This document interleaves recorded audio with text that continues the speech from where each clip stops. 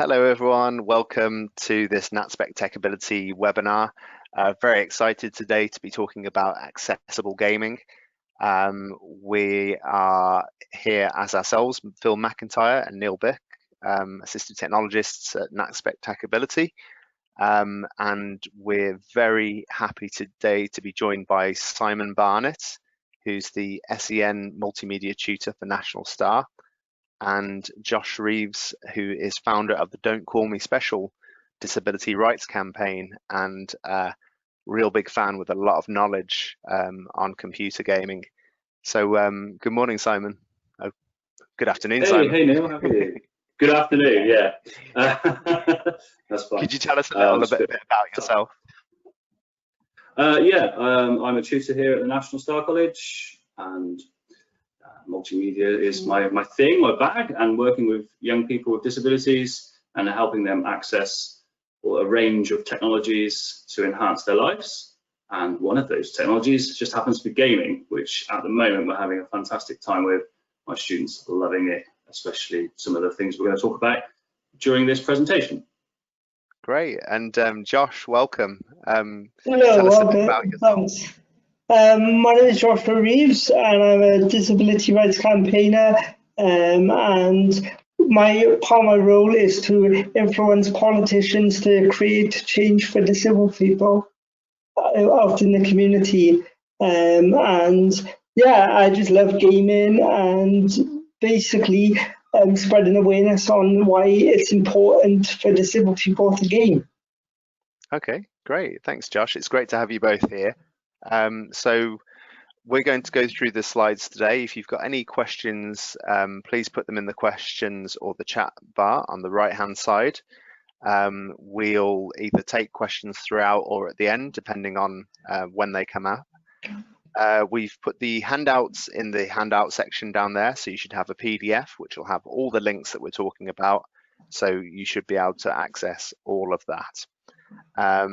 And for those of you who this is your first time, then Tech Ability are here to support NatSpec and Carton network members. We help people with assistive technology. So if there's anything beyond our webinars and standards and resources that you need, then please get in touch, techability@natspec.org.uk. And just to mention, we're all on Twitter as well, so you can follow us at tech_ability1 or Simon S. Barnett or Josh Reeves DCMS, and carry on the conversation there. Would love to know what you use today. Okay, so Josh, could you just guide us through some of these stats? Yeah, so we've looked around that 92 of people with impairments can play games despite difficulties, and this has been quite an issue for some time, especially with gaming that's out there.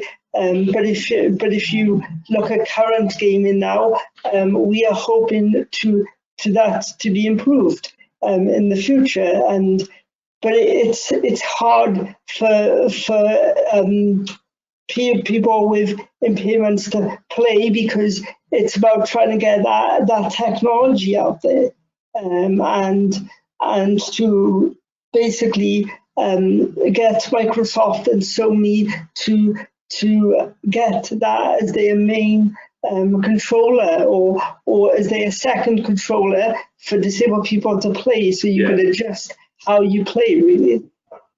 So 90% of people with impairments that play games, Josh. So that's like 3 million people like the world that they estimate they could be playing games, not just those sorts of platforms, but also like you do when you're PC gaming and gaming through your iPad, or gaming with VR and gaming in all these different forms that you have. And disabled gamers are 20% of our casual audience as well. It's about how we can capture those people and give them a platform to progress on, like leveling the playing field. So we we all have an equal standing on that. One of the things we were going to go on and talk about here is the benefits of gaming that we've found in education, which I find quite a few of these working with students, and I'm sure you as well, Josh, have found that some of these help you, I think especially improving your social life whilst you're gaming. So you've got an online community. Of course. And I believe that it's I said I believe that it's important to include gaming as your social life as well, because it gets people to chat with others across the world, and it's very important to share about what you love in this world as well. And if people do love gaming, then they should obviously chat to others to see whether they could play that game together. And in a time like we're going through now, right, with COVID-19, gaming, I imagine, has given you a platform to remain in a community and continue to have conversations and interact with other people along with social media and such and such and such. But gaming it really does improve those social skills for the young people I've been with. It also helps for me to give the young people here at the college a tool that they didn't have before. Lots of our students who come in and have never played a computer game before in their life, and suddenly we put this in front of them, something like the Xbox Adaptive Controller, and they're able to play something like FIFA for the first time. Daniel, a student of mine, is a fanatical Chelsea supporter, and I'm setting him up, which you'll see later on in the presentation, so that he can play FIFA 20, and he scored his first goal in my classroom all by himself against Arsenal, I believe it was. And the way that he felt, just blew his mind, blew our mind. Gave us such a great warmth from seeing him being able to do something he'd never been able to do before. This was improving his coordination. We linked Daniel's use of the switches that we'd set up for him. He was also driving his chair with the same switches, so then we can use transferable skills where he can drive his chair to the lesson, we can plug the Xbox Adaptive Controller in, and now he's driving a car in a gaming world on a screen, or moving a person around on a screen. This is helping with attention and concentration as well. He's practicing that. He has to stay there in the moment and remembering what he was doing and remembering the sequences that he's having to push, and this does that. And I know previously people have thought of gaming as more of a pastime, a fun thing we do at the weekend, to waste time, to sit on a sofa and do nothing. But bringing it into the classroom, I can see the power and the benefits to my learners, and they're so motivated to do it. Not just the Xbox Adaptive Controller, we're talking about the Wii as well, even the PlayStation, if they can use that. Using their eye gaze, standing at the desks to use their eye gaze in their standards to play a game, or using the game as a carrot to make them stand, sort of thing. Or the VR, and using VR with ABI learners, which again we'll come and talk a bit later on. I just think there's so many benefits to gaming in education. So, methods of inclusion. Have you used any of these, Josh? No, not really. I've used the eye gaze as a friend of mine uses it, and I have played on Angry Birds on eye gaze, and I think it's very good how Angry Birds could be accessible as well. It's not an easy thing to do, though, is it? If you've used no, it's very hard. It's very hard. And it's very hard. I've had some learners who have been a little bit off about using eye gaze as a communication method, and have been reluctant users of their eye gaze, but then introducing the fun aspect of it through Toby Dynavox, shared screen platform games that we can play. They've taken more to their eye gazes because they know that there's an element of fun to be had as well. It's not all about being in the classroom and learning how to communicate with it. They can also play with it, and to play is to learn. We use smart speakers a lot with our learners, and gaming again has helped. We use games such as the Magic Door on Alexa, and our learners love to, visually impaired learners who can't necessarily see the screen, to play a game. They can be in the moment of Magic Door and talk and give commands out to the smart speaker, and go through a adventure, like turning left, turning right, moving forward, stopping, picking something up. They can have that experience in their mind. Going on to adapting access, we'll see a bit of that later on, and some in-game settings, which I know you're all going to talk about, Josh, with The Last of Us too. Yeah, when we get to that slide. So if we move on from here. Here we go, smart speakers. I may have just repeat myself, but here we go. Yeah, the Magic Door and the animal game. So some examples of me using this within session. The Magic Door I've explained, the visually impaired learners. They was trying to find a way when I have my gaming club on a Friday afternoon. We've got a bit of downtime in lesson, and everybody can find a different way to access some gaming. iPad, eye gaze, VR, direct access with an Xbox, the Wii.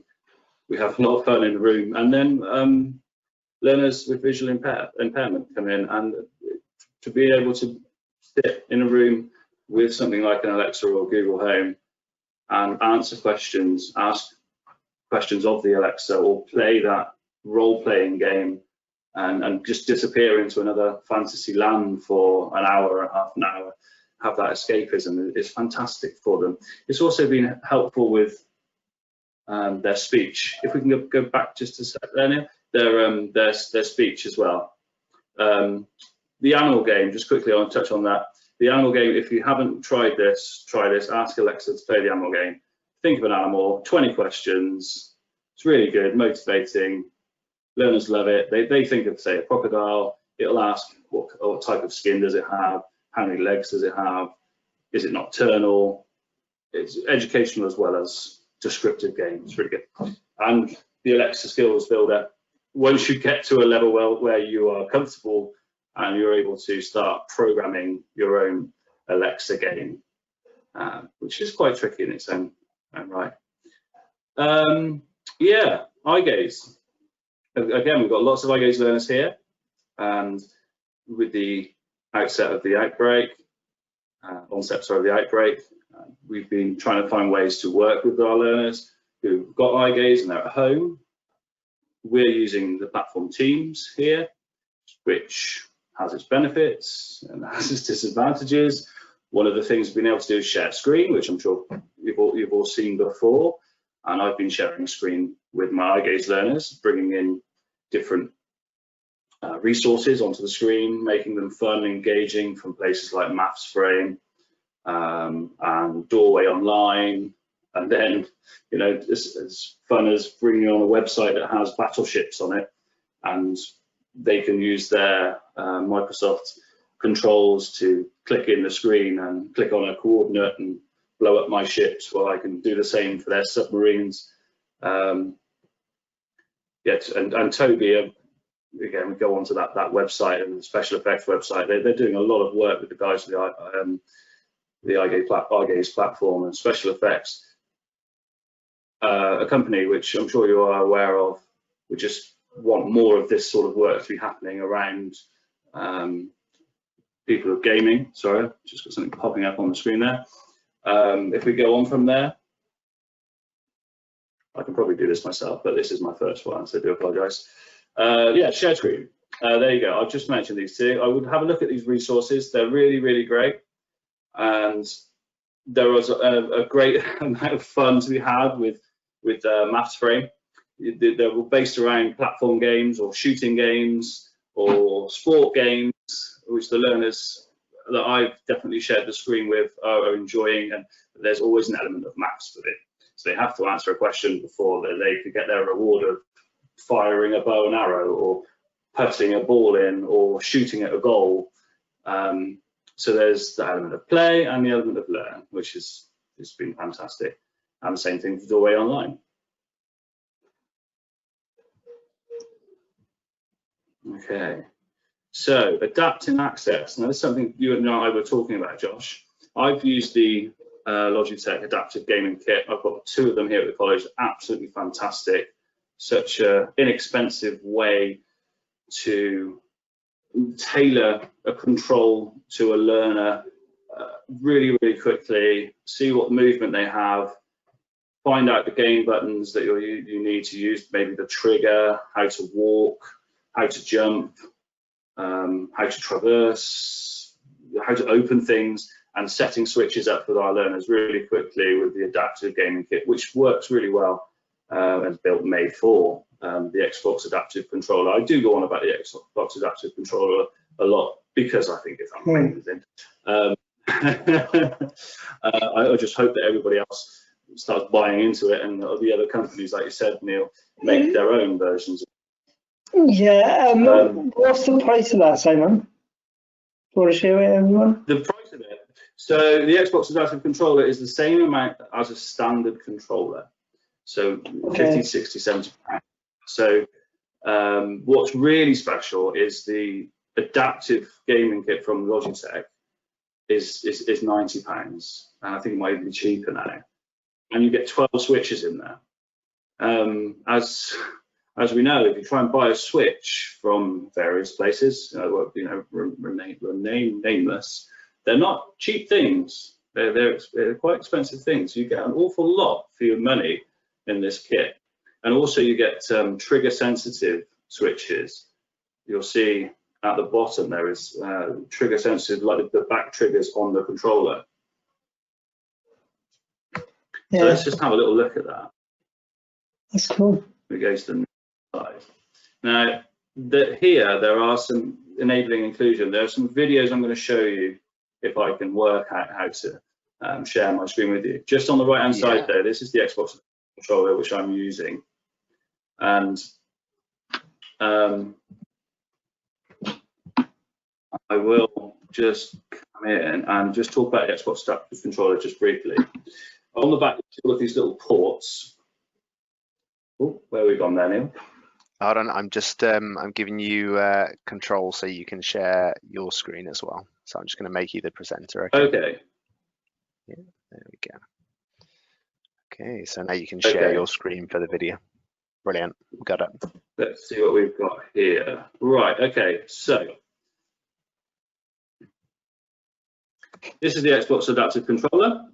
The student is driving their chair with switches on their feet. So that he has a left, a right, a forward, a backwards switch to the side of both of his feet. They're plugged into the ports at the back of the Xbox Adaptive Controller. And then this is linked into a laptop, well, actually just straight into the computer, sorry. And he is playing the platform Steam online using Microsoft Store's ease of access. We can set him up and he can crash to his heart's content. Accelerate, brake, turn left, turn right. I'll just go to another one here.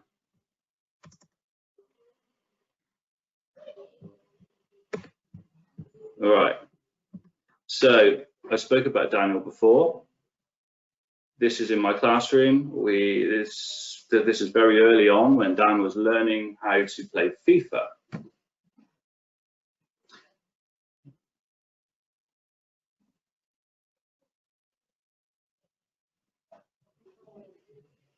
So he's just running around and passing the ball.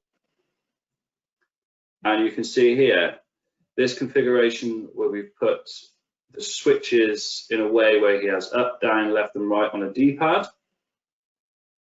And I won't show his face because it's down, but on his head switch, he has 2 buttons to pass and shoot, which are again plugged into the Xbox Adaptive Controller.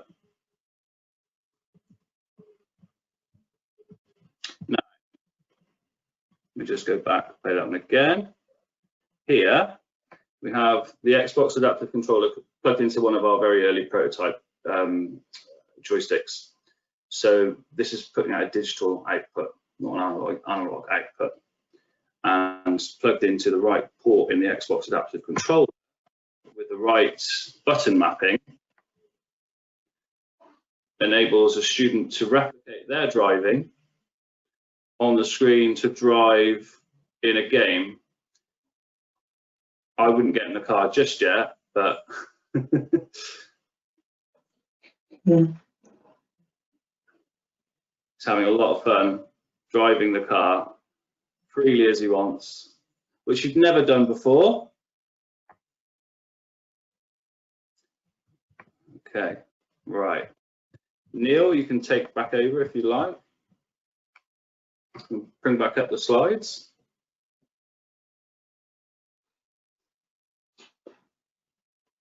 So here we'll see, you can see this is Dan's setup now. So first slide, the Xbox adaptive controller, these 4 switches at the bottom, 4 cables that go in from the jacks here. They are part of his chair, and then we have 2 switches, one on his headrest. So that's the middle picture, and in the Logitech adaptive gaming kit, you get these straps so you can attach all of the switches with Velcro.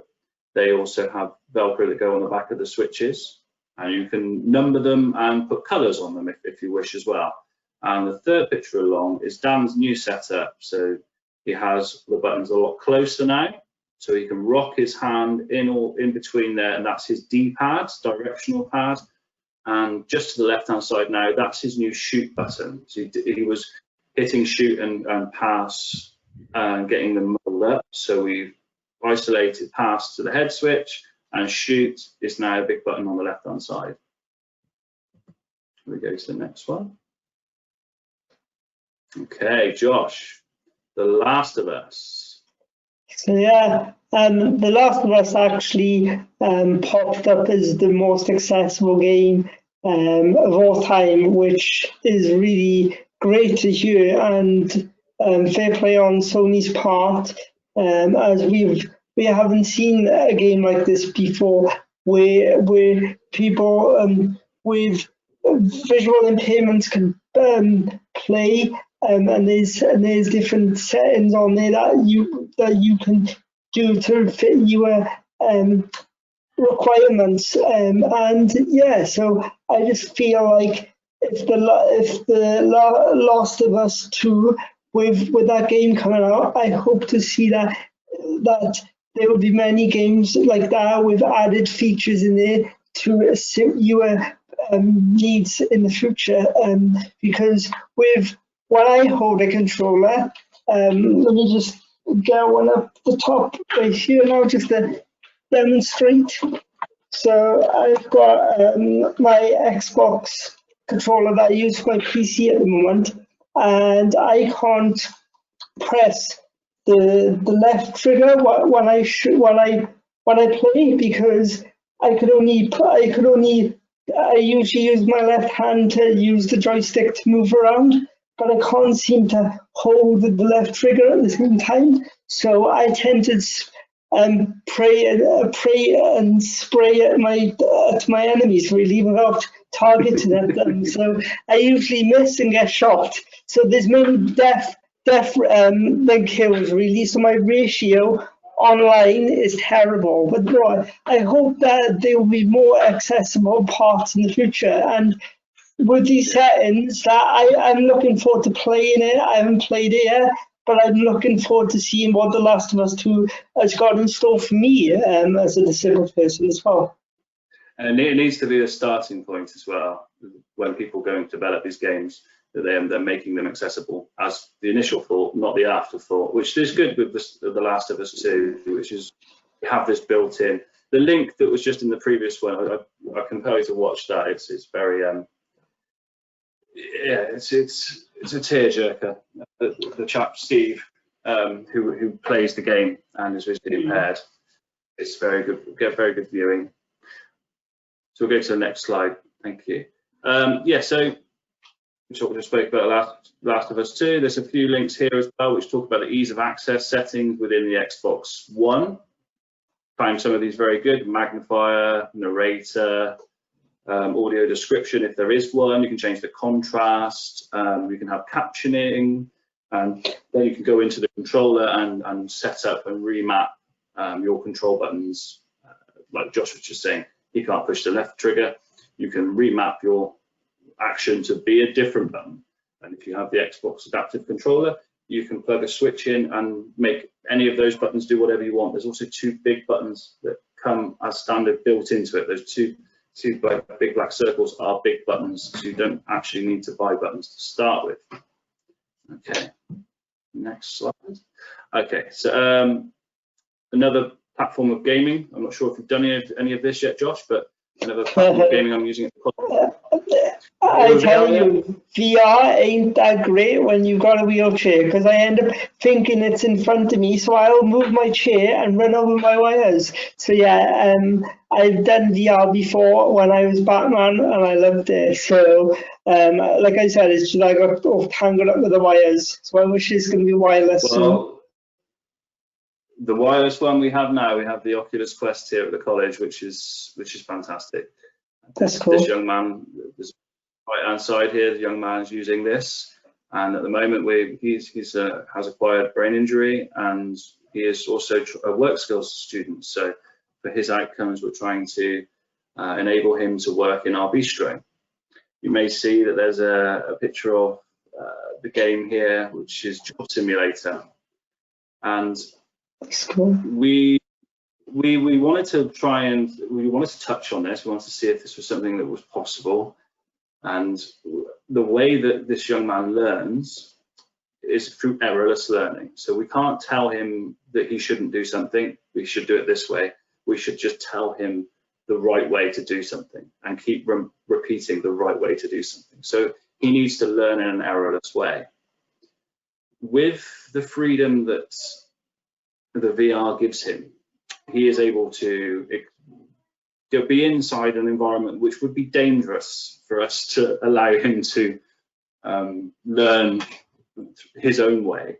So if he was in this bistro with the hot stove and the boiling water, we probably wouldn't be at college for very long. So we brought this in using a therapy model, which we'll come to in a second. It gives me the ability to give him a task. So it might be make a cup of coffee. Now the game won't allow you to make a cup of coffee in any other way to successfully move on. You have to make the coffee in one way. That's it. You have to put the water in, you have to fill it up, you have to boil the water, you have to put the coffee in, you have to put the water into the coffee, milk if needed. And you have to make these orders. So he has to do something, and he has to do it the same every single time to move on, to progress. So through that, we're thinking this is errorless learning. If he has to do this, and then he starts remembering these things, and he has to learn this himself to get to the next part of the game, and he's enjoying himself, is there a way that we can measure this against real life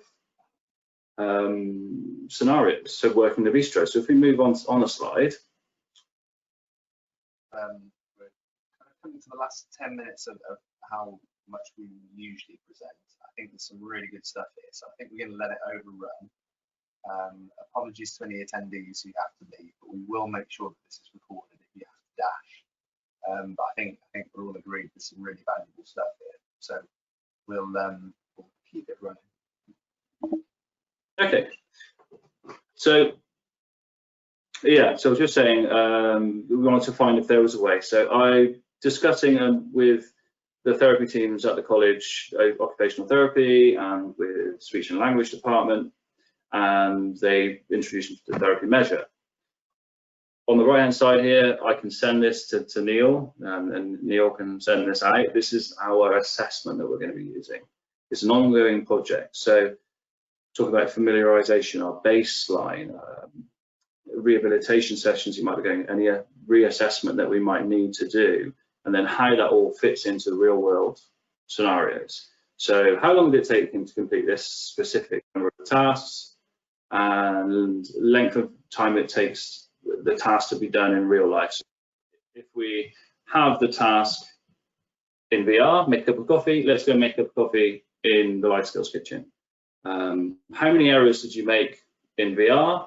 How many errors did you make in real life? And we see if we can, using the therapy measure model, see if the VR is supporting his learning. So it's quite exciting. He's very willing.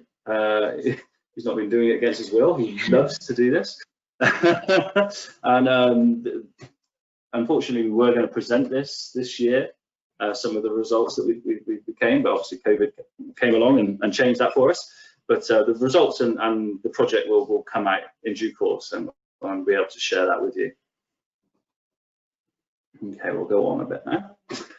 This is, again, something I've been playing around with in class. I'm lucky enough to have a 3D printer here at the college. This isn't my print here. This is a picture from Thingiverse. If you do have a 3D printer or access to one, Thingiverse have loads of people have put up adaptions for controllers, and free to download, prints, put onto an Xbox controller or Wii controller or PS4 controller, or even adaptions for keyboards, even adaptions for the Xbox adaptive controller. Someone's made an adaptation for that, and you just print them out, and if they work with your learners, then brilliant. And yeah, it's just a really nice free resource there. I'll just go on. Okay, I'm going to bring in Neil Beck. Just have Great, thanks, Simon. Assessment. That was really interesting, and I know you've been using the 3D printer on lockdown to help people as well, haven't you? Yeah, we've been making the face shields here at the college, and distributing them as well, using our 3D printer. To do something. In lockdown with a 3D printer, get a bit busy. Makes sense. Great. So I'm just going to talk a little bit about a few considerations. Assessment for learners is very much like an assessment that you'd do for a computer or another device. But there are different starting points, and different learners come to you, or learners' parents or carers come to you with different information to start off with. So they might start with barriers. They might say, they can't do this. They can't game because they can't do X, Y, Z. So that's can be quite a negative way to start off with. So then you can just kind of talk them around and say, okay, what can they do? And then match the movements and the abilities and the options to what they can do, which is a more positive way to look at it. Platform-wise, it might be a learner will come to you and say, I want to use a PlayStation, I want to use an Xbox, I want to use Windows. So we've given some different options through today's presentation for all of those. But if there's any that you don't think have been covered, then let us know. Or they might say a particular game as well. So these have their own challenges, but hopefully we've given you some tools that you can do to adapt those. And I'll give you some more in a moment as well. Or it might be a purpose. So it might be something more generic. So my learner wants to be more social, or the person that I'm working with wants to improve their dexterity with their hands and is very motivated by the idea of games. So that's where you can start. It's worth looking at their existing access. As Simon said earlier, we had someone who was using driving a chair with their switches. You could also look at what communication aid they're using. Are they using a mouse, joystick, switches, eye gaze? There's lots of different ways of adapting it, and you can even combine them. So sometimes you might be able to move a mouse, but then you might need a switch just to click, or you might need a switch to perform a difficult action. As Josh said earlier, sometimes the keyboard can be quite tricky. So if you can remap some of the switches from that can help.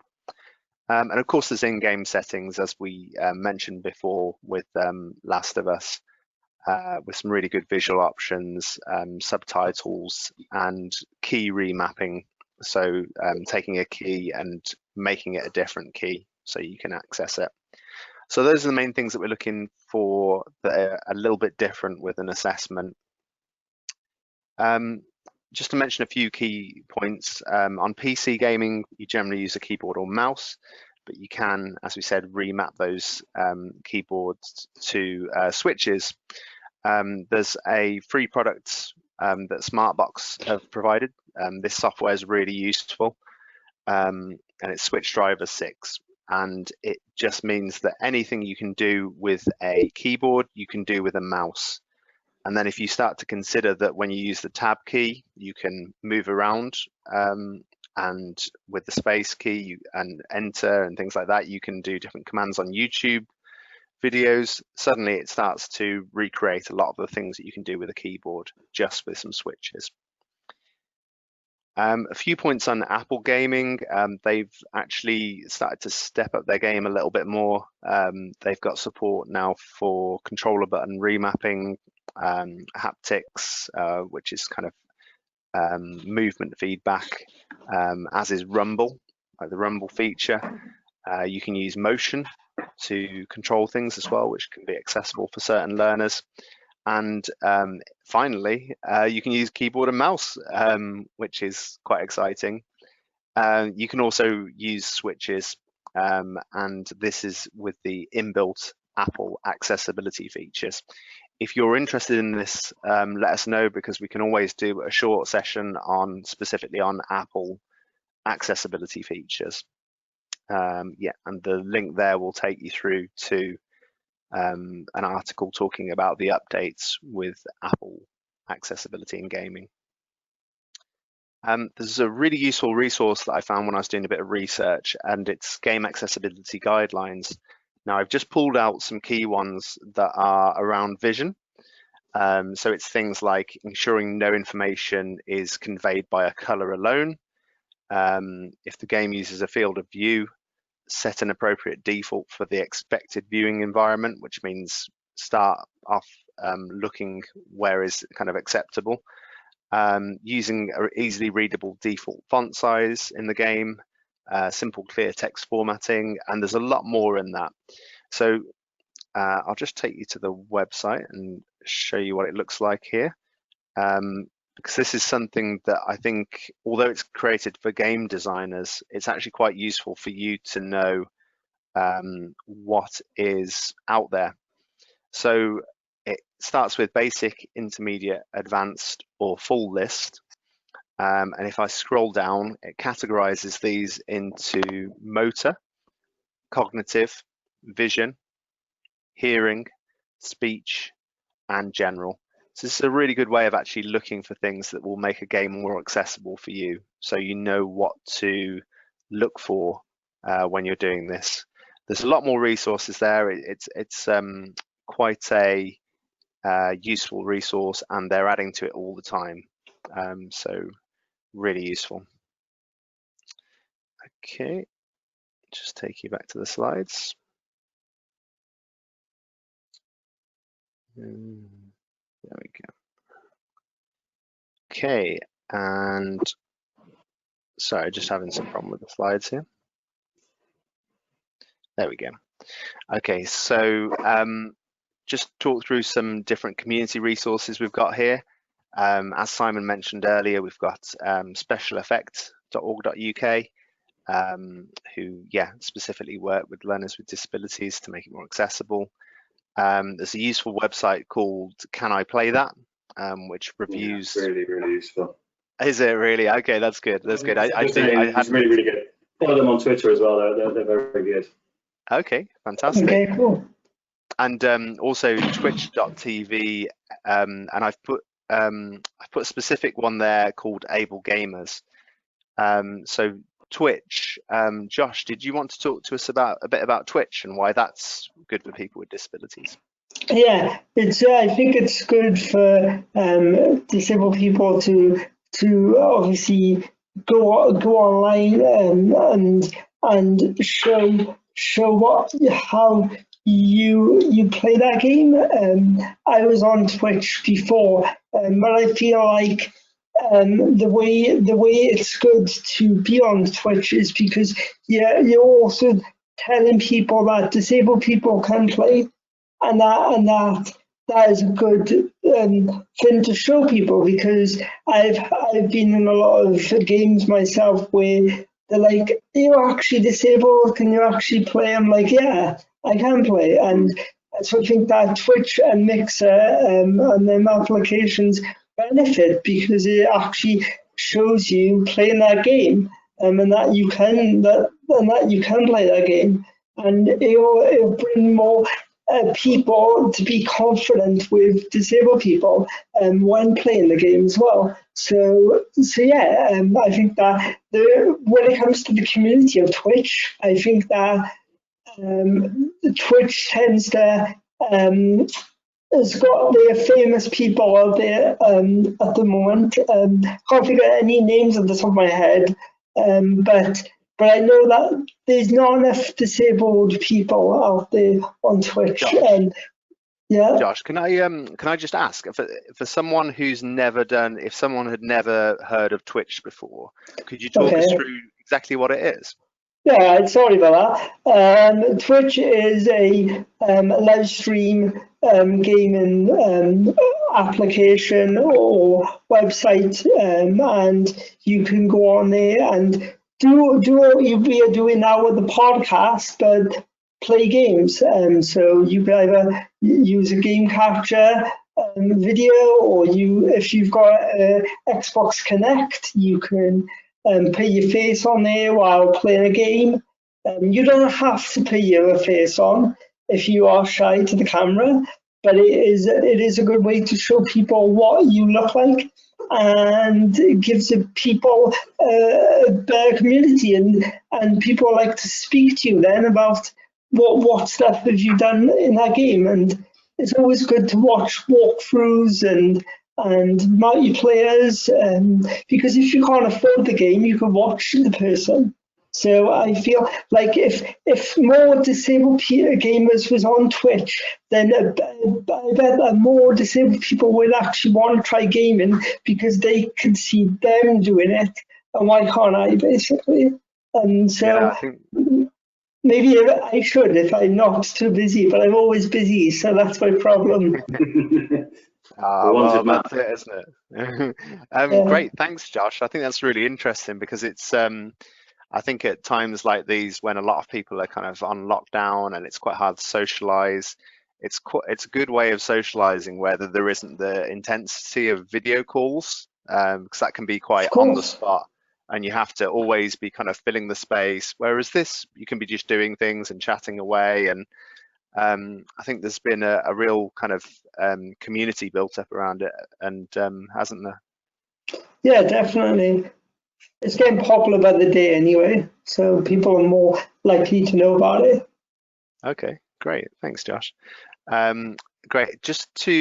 I won't spend too long on these because you'll have the slides and you can access these resources.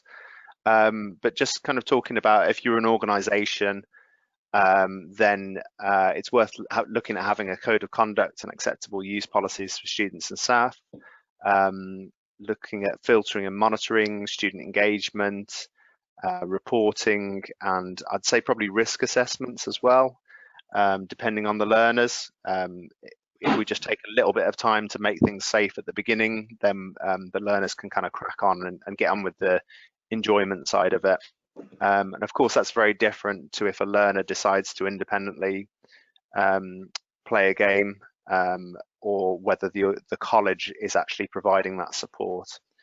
JISC have put a few useful articles there, one about protecting students from harmful online content, another one on digital policies, and a useful self-review tool by the University of Suffolk.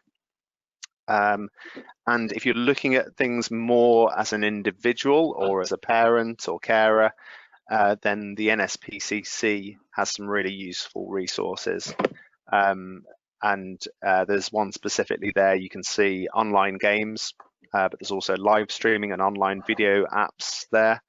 But they have resources on lots of different things around online safety, and I'll put the link in there. Okay, so we're coming to the end now. If you've got any questions, then please put them in the question pane. And thank you so much, Simon and Josh. There was so much there, and I really hope this webinar is the start of building up a bit of a community. Yeah, definitely. Yeah, for sure. Really good. Yeah, sorry to waffle on at the start, but yeah. No, waffle not at all. I think one thing I would just like to add there at the end is with all of the gaming, and something me and you, Josh and I have spoken about before, is we need some way of leveling the playing field. And I know I've spoken to you about this, Neil. And at the moment, like Josh, for instance, you go online, you play a first-person shooter online, you walk into a waiting room before you go into a game, and you're playing against 10 professional gamers. There's no way of assessing someone's ability. Which I feel there is a gap in the market there, a gap in a service, and also for young people who want a game, an assessment. There isn't why we have this gaming that's free to all that people can access, but an assessment method that's accessible wherever you are. If I pick up a controller and I start playing a game, why can't I just be assessed whilst I'm doing something intro game or sat at home? Well, can you do this? Can you do that? You know, there has to be a way that we can start building this thing. Okay. Okay. Great. Sorry to interrupt. Just got a question at the end here from Matthew, who's asking whether you've got any other recommendations for blind-friendly games, especially those that don't require smart speakers. Good question. Yeah, well, we had to. Last of Us 2. Yeah. If you've got PlayStation. Yeah, I was just going to ask Matthew. It'd be good to know what platform you've got, Matthew, or what platforms you're thinking of, so we can kind of work out. As Simon and Josh just said, Last of Us 2 is very good for visual impairments. I know there are some web browser games. Anything else, Simon? There's a guy, I'm just trying to find him on Twitter, Blind Accessible Gamer. There's Blind Gamer, which I'll send Neil the link to his Twitter feed, and he reviews games himself. So he'll play a game and he'll put a review up of the game. Yeah, if you search Twitter for Blind Gaming, I can't actually find this. Yes, here we go. Brandon Cole, TLOU2 accessibility, super blind man, and he goes through and gives reviews of the latest games and how well they're accessible for people with visual impairment. Yeah, and Matthew, what I'll do is I'll make sure I email you with the browser games I found for visual impairments, but some of them seemed quite old, so I'm afraid I can't say whether they're good or not. Yeah, you'll have to let us know on that one. And as Simon said, follow that Twitter link. I'll just repeat that again if you like. Great, thanks, Phil. So Phil's just shared that. So cool. At Super Blind Man. Yeah. And also I'd say Twitch as well. Yeah, I'd say Twitch as well. If you follow the Twitch link that we had, there should be some gamers there that will be able to kind of model that for you. Brilliant. And great. So I've just left us on the first slide there, because if you're interested in anything that Simon and Josh have said, then please link up with them on Twitter. And thank you both for being here today. You've made it a really interesting webinar, and I hope it's the start of something. Yeah, me too. Let's hope it's a push and we see more accessible games out there, but also controllers, and because I guess it will make Simon's life easier and also my life's easy. I'll come to work. Yeah. Oh, well, no. I said that you were a classroom. It's probably like an arcade right now. So. Gotta have fun. It's all about having fun. Of course. At the same time. It was lovely to see you all. I'll go and teach a lesson. So. Great. Thank you, Simon. Thank you, Josh, and thank you for everyone that's attended. Thank you both. This will be available on our YouTube channel as a recording, and we'll also send the slides around. So great. Thank you, Michael. I'm glad you found it interesting. Yeah, let us know what you found particularly interesting, so we can kind of get some feedback and understand what the demand is out there. And